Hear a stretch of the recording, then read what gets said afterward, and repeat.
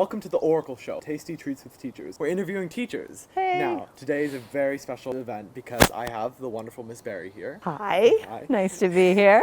As always, I'm your host, Ethan Fay. We are here to interview. This is a very special interview for me because Miss Beare has been the Oracle advisor for a long time. Longer than I've been at the school. About 10 years, yeah. You've been Oracle advisor for 10 years. Yeah, approximately, yeah. You are leaving this year. I'm leaving this year. Which breaks my heart. Retiring. So let's start with the first question. Miss Beare, who are you? I am a teacher and I love teaching and I'm a human and I really like being a human on this beautiful planet. And I'm a gardener and I'm a wife and a mother and a friend and a daughter and just really glad to be here with you today, Ethan. I've been the Oracle advisor, as we mentioned before, for 9 years, 10 years-ish. You've only ever taught at Mvhs High School? Yes, I did my student teaching at a middle school, Graham Middle School, down the road. Did you go there? Yeah. Wow, high five. Let's get the big question in here. Ooh. How much for you to stay? I'd need my own parking space. That would be it. Okay. Definitely, yeah. I'd need that. And I would need lunch. Yeah, I mean, the main reason I'm retiring is I can't think of stuff to bring for lunch anymore. It's hard. And outfits, getting the outfits together every day. Your Halloween outfit? It was good. It was Oracle good. of Delphi? That was amazing. Yeah, a lot of people don't know who I was, but I did. So, at a minimum, parking space, lunch, and outfits. That'd be where I'd start the negotiations and go up from there. Yeah, maybe somebody to grade a lot of the papers. Yeah. So you just want less of the work. Now that doesn't sound good. I don't think that's how I want to be remembered. Okay. The teacher who wanted less work. I love having philosophical conversations with students. I love reading their exploratory writing where they get to just really think about a big perennial question and just get deep in it. What would be your teaching style because you teach philosophy? Socratic is my teaching style. What do you mean by that? It means I ask a lot of questions. Why do you think that? Where did you get that idea? What if you were this kind of person? Would you, what if you were this demographic? What if you were 20 years older than you are now? How would you answer the question? What if you were a woman instead of a man? So just to really try to get students to think about different perspectives on big, meaningful topics. You are the holder of all Oracle knowledge. Oh. What is your favorite memory at Oracle? What is my favorite memory at Oracle? This is it's almost a cruel question, Ethan. Like, how do I answer a question so big? My favorite thing about Oracle is how it empowers students and just watching students, especially when they go from little baby freshmen like you were one day, grow and develop and blossom and just become leaders. Oracle's also a lot of fun. We have production nights, which are zany, and we have sometimes rolling chair races and production nights. Yeah. Those are good. Yeah.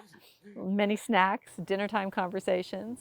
I also love when it's lunchtime and my room fills with people interviewing other students. I'm just constantly impressed by Oracle students. They're amazing. You have also visited China, am I right? I lived in China. We taught English to students between your age and maybe, some of them were more like 20s and 30s. So it was wild. We lived in a little place that was a converted health clinic. I think we had running water just cold. So once a week they would heat up some water for us to take a bath. And we had no stove or oven or anything to cook things with except one hot plate. So the hot plate was on or off. It was not low or high, it was on or off. And so we figured out like how to put together enough. For 2 years? For 2 years, yeah. Wow.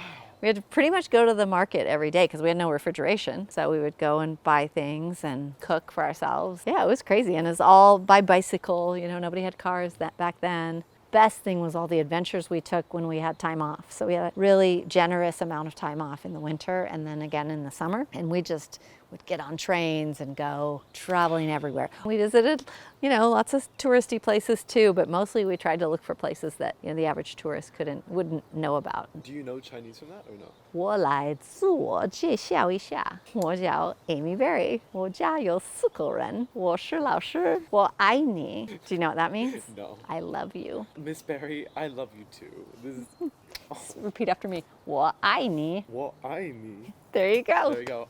I said I love you, Miss Berry. So I was just saying really basic stuff. That still amazes me.